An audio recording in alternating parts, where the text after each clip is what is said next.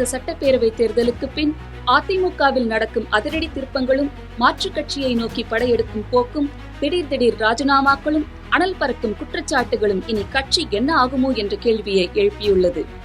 அந்த வகையில் தற்போது அதிமுக பொதுச் செயலாளர் எடப்பாடி பழனிசாமி அறிவித்த கட்சி பொறுப்புகளை ஏற்க விருப்பமில்லை என SP வேலுமணி, நத்தம் விஸ்வநாதன், KP அன்பழகன் உள்ளிட்ட 9 மூத்த நிர்வாகிகள் கூட்டறிக்கை வெளியிட்டுள்ளனர். அந்த அறிக்கையில் 2026 தமிழக சட்டமன்ற தேர்தலில் அதிமுக வெறும் 47 தொகுதிகளில் மட்டுமே வெற்றி பெற்றதை குறிப்பிட்டுள்ளனர். மட்டுமல்லாமல் பெரும்பாலான வேட்பாளர்கள் 3வது இடத்திற்கு தள்ளப்பட்டு தோல்வியடைந்ததையும் சுட்டிக்காட்டியுள்ளனர்.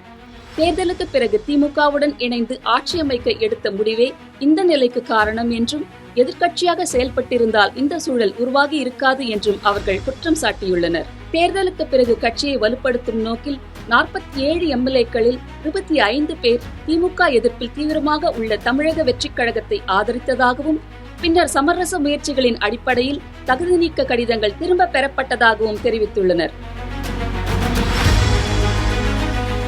அதன்பின் பதவிகளில் இருந்து நீக்கப்பட்ட அனைவருக்கும் மீண்டும் பழைய பொறுப்புகளில் நியமிக்கப்படுவார்கள் என்று மே 13ஆம் தேதி உறுதியளிக்கப்பட்டதாகவும் கூறப்பட்டது.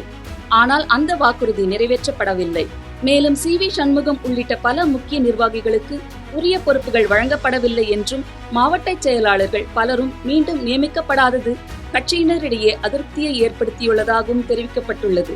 கடந்த காலங்களில் கட்சி பிளவுகள் ஏற்பட்ட போதும் மீண்டும் இணைந்த நிர்வாகிகள் தாங்கள் வகித்த அதே பொறுப்புகளில் நியமிக்கப்பட்டதை நினைவூட்டியுள்ள அவர்கள் தற்போது அந்த நடைமுறை பின்பற்றப்படவில்லை என குற்றம் சாட்டியுள்ளனர். இதன் விளைவாக கடந்த 50 நாட்களாக நிர்வாகிகளும் தொண்டர்களும் தமிழக வெற்றிக் கழகத்தில் இணைந்து வருவதாகவும் குறிப்பிடப்பட்டுள்ளது.